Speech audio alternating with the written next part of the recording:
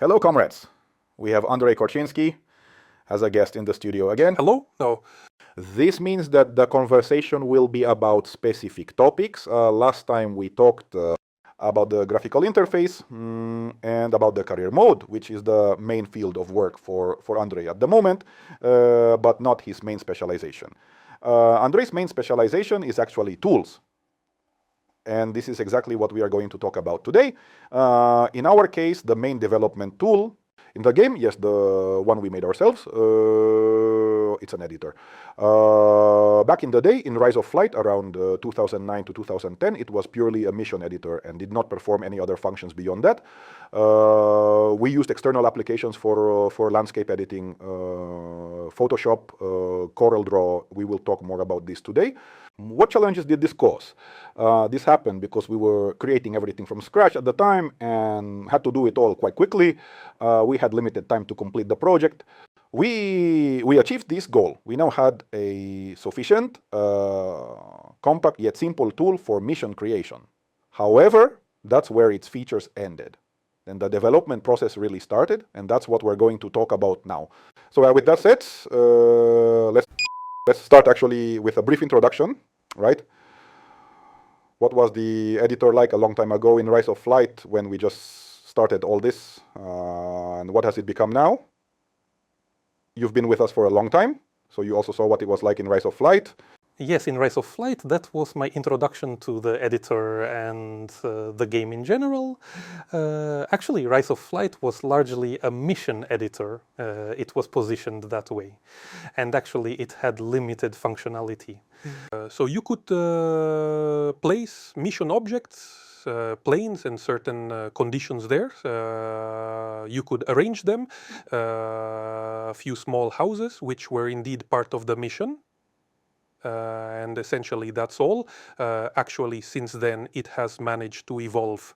Also, if I recall correctly, I think it was still possible to edit metadata for the career at that time. Well, that's quite deep, yeah. I didn't get that far at the time. Yeah, you could place locations for generating objects. Exactly, yeah. That's also one of the editor functions that was used in the studio to create a career. Since then, it has evolved, including as a tool for creating not just the mission, but also the environment.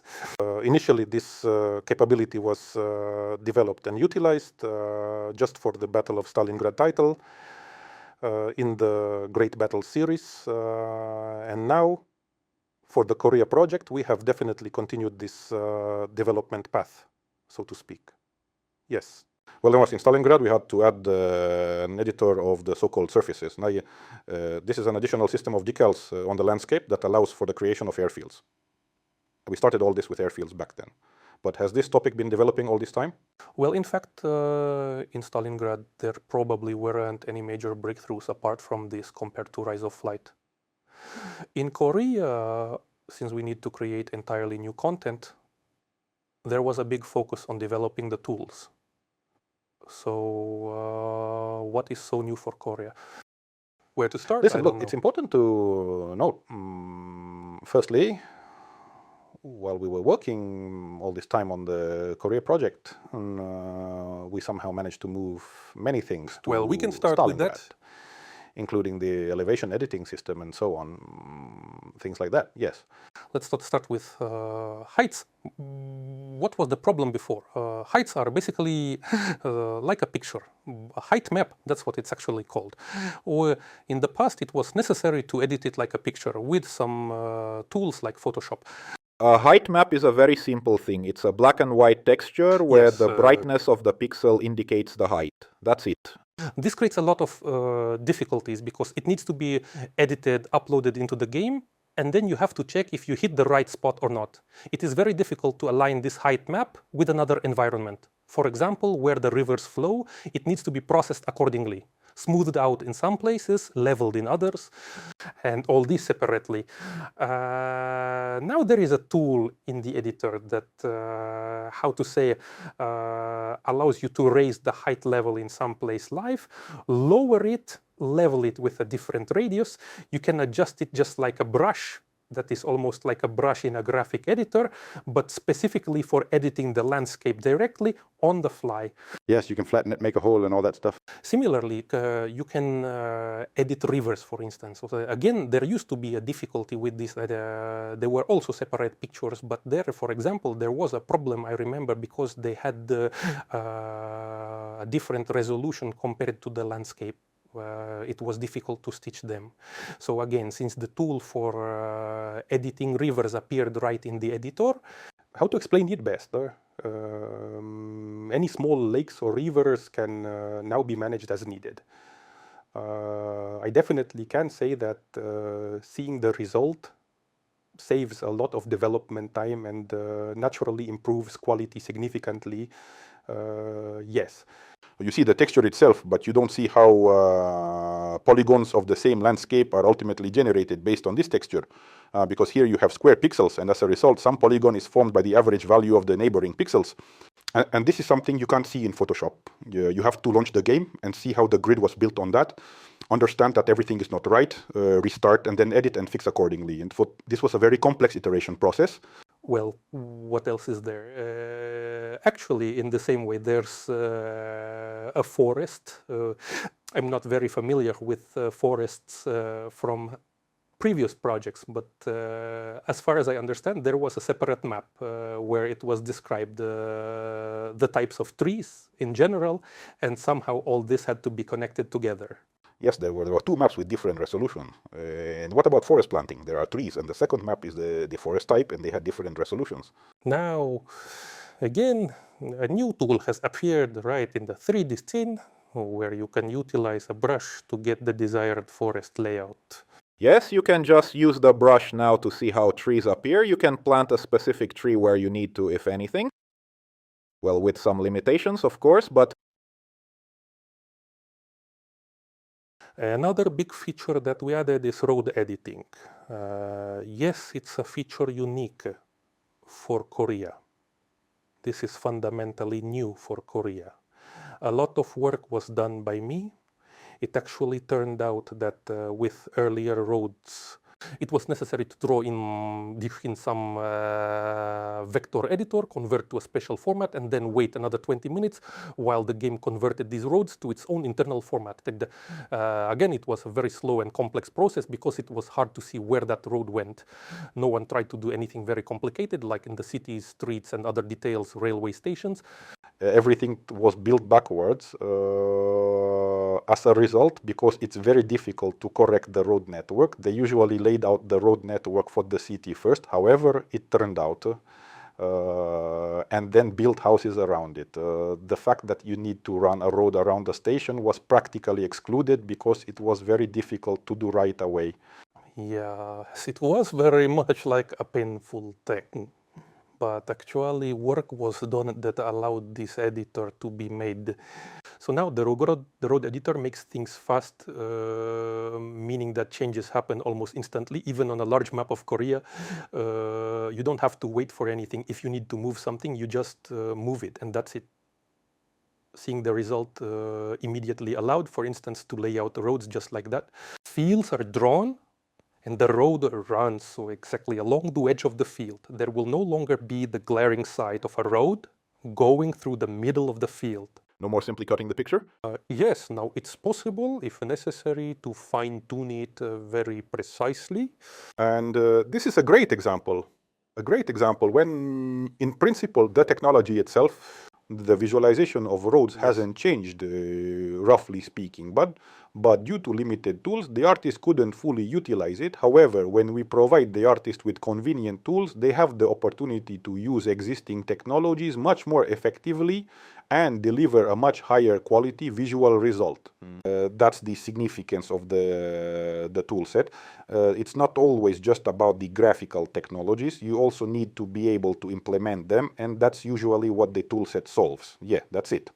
We have slightly improved the technology itself. We added materials that can also be adjusted, not by editing some configuration file, but directly in the editor. The railways have become three-dimensional. We discussed this with Sergey last time.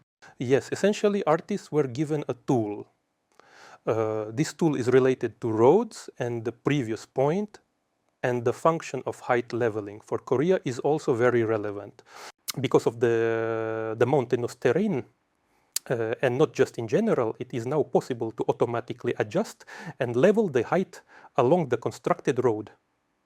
It takes into account both along and across the road.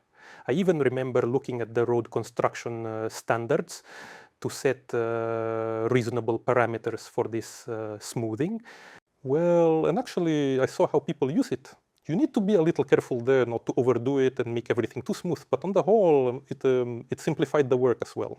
In combination with editing the height map hit, it really allowed, I even did it myself here, so it now allows us to do something that was basically unavailable to us before, like serpentine roads, for example. Now there is an opportunity to create serpentine roads in the mountains. In addition to this, of course, there is also the improvement of technology graphics. In Korea, we now allow ourselves 4 times the height map resolution than it was before, from 50 meters to 25. But altogether, yes, it gives a real opportunity to create a very interesting road network through the mountains, the mountainous landscape. Road types editing has also been introduced, right? Well, yes, this is what I called materials again, and we actually have subtypes of different roads available, not just a bridge, but also a tunnel. We now have the opportunity for poles, for example. There are poles on this one section of the road, however, there are none on this over here, all of it. Right, and at this point, it's probably also important to add that editing the landscape used to be divided into these multiple time-consuming stages of development. That is, you are doing things differently now. You had to create the map of the elevations, then once you're more or less done with it, to draw the rivers, then work on the forests, and then make the cities. First the roads, then the cities. So there were quite a few reverse iterations due to these complexities. Now, for example, when you add a city to the map, you edit all these parts of the landscape at the same time, creating a higher quality artistic picture, because you can, like you fixed the river, immediately planted bushes along the shore. The bridge was built, you see it's not very good that it sticks out from the flat shore, so the shore was raised. And so everywhere, like with the serpentine. If you need to make a serpentine road, brush over, erase the trees on the slope and lay the path. I did auto alignment and tweaked some things to make it better. And all this used to take a week to make one serpentine road. I don't know, maybe literally. Now, making one serpentine road takes 3 working hours. We should probably mention auto-generation, right? I mean, we also have this thing where we have made life much easier for landscape artists by creating auto-generation of shores. This task arose considering that Korea is a peninsula and has a large coastline on 2 sides. By the way, there are also a bunch of small islands there. Yes, these shores need to be somehow arranged. And there was a task that was successfully completed to automatically outline these shores with so-called surf lines. The lines themselves are an existing technology, but an algorithm was developed which even takes into account the steepness of the shore, and it works for both seawater and rivers as well.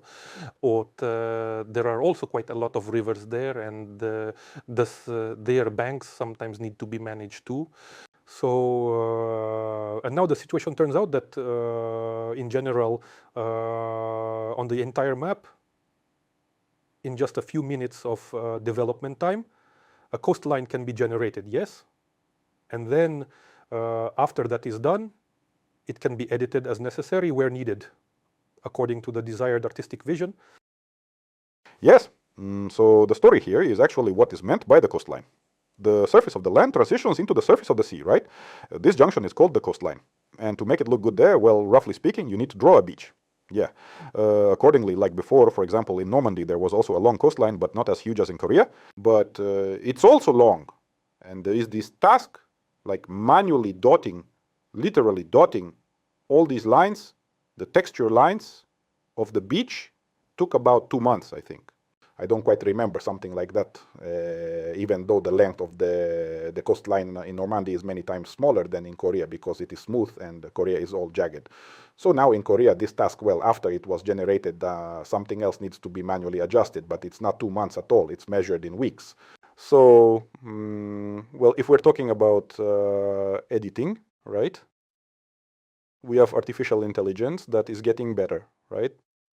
It's developing in Korea.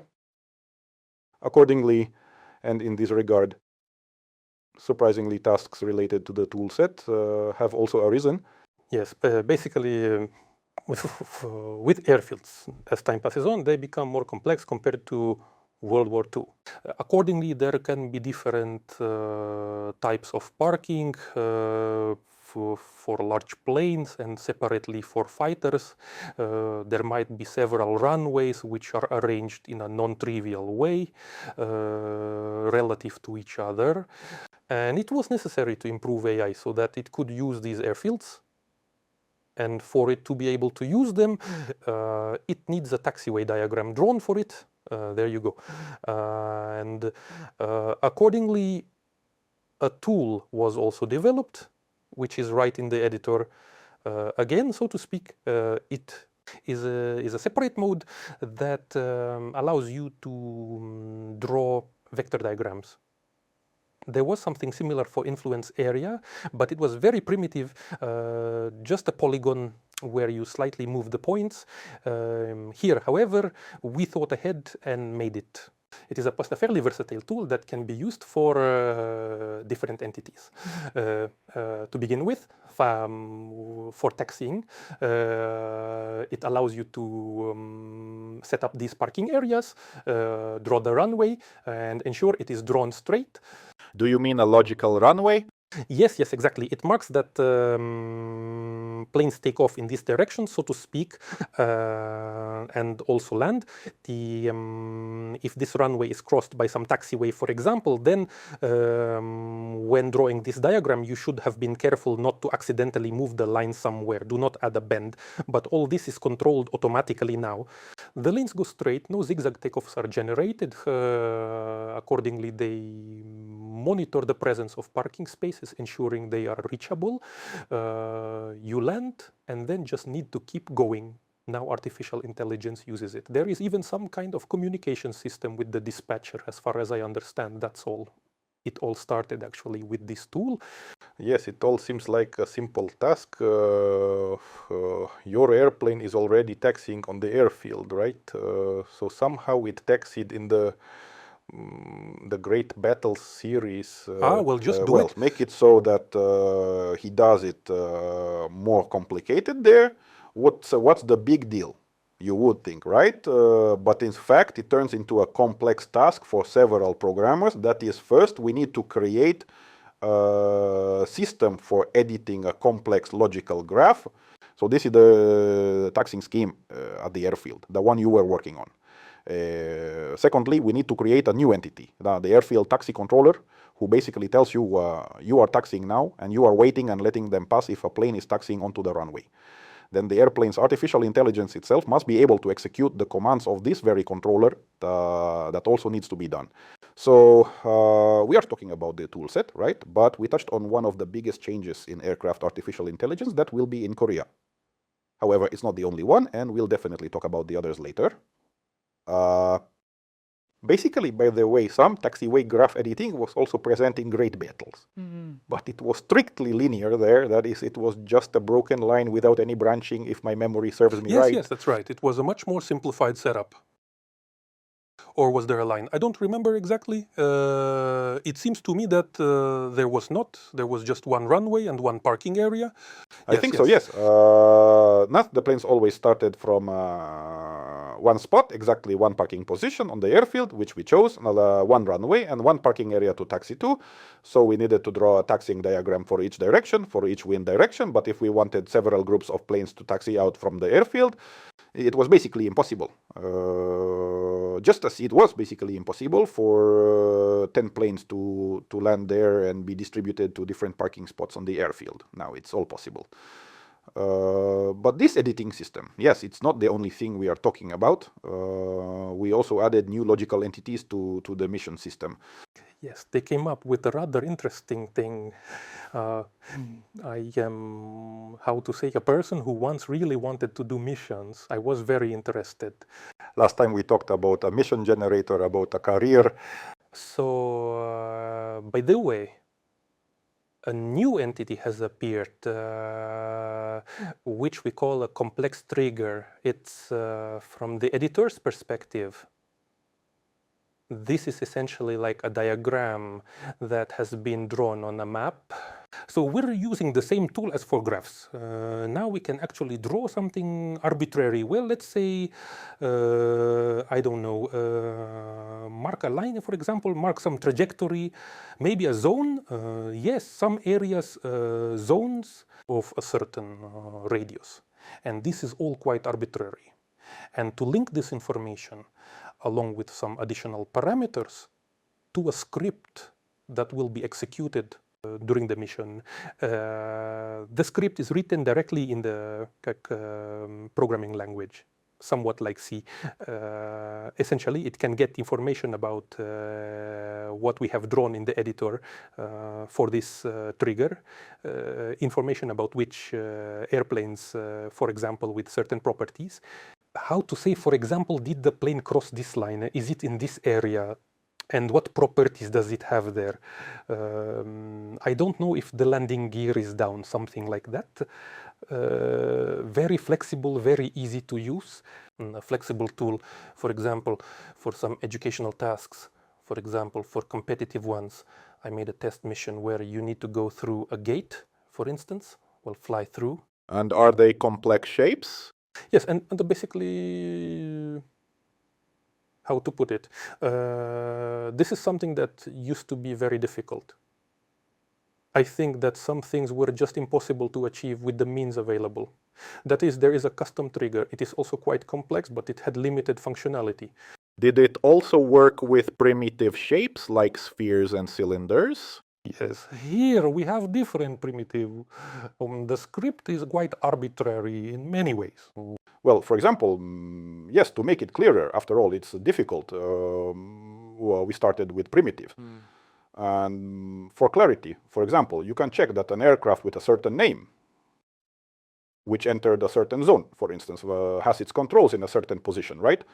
This way, we can give feedback to the player that he, for example, is controlling the aircraft in a training mission in this way. We can say that at this point he should deploy the landing gear, for example, right? A specific location is indicated. It can be rectangular in shape, not just round. And many similar things. Maybe this is not only about training missions, it may also be about scenario campaigns with complex scripts where you need to do something very specific. Suppose, I don't know, to drop a bomb of a specific model and hit the exact spot with it. Before, we could, for example, only check just after a bomb drop. We couldn't determine arbitrary models. The model occurred within a certain radius, and now you can directly hit with a bomb and see what kind of bomb it is and even check if it killed something or not, which was previously impossible. How would you briefly describe the development prospects? What else could we do? Yes, well, for sure, we certainly want to improve the editor and its overall appearance, you could say, and its ease of use in contrast to the one that we have in Great Battles. Because, for example, right now, for one thing, one major drawback of it is that it really lacks an undo function.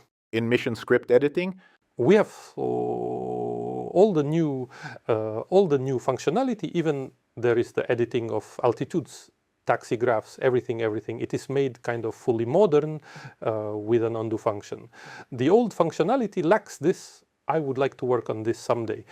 Basically, the visualization. Sometimes you look at a mission and your eyes go wide at how much is there. All these schematic lines, areas. But we also need to approach this, create a design and already centrally bring everything into such a harmonious look and make easier to use. That's what I wanted to say. Yes, the editor, as we discussed, has been in development for a long time. So this editor is already quite old. it has been with the team longer than I have. It appeared 2 years, I think, or maybe 1 year before me. So it must be around 17 years old, probably. And during this time, of course, functionality has been building up layer by layer.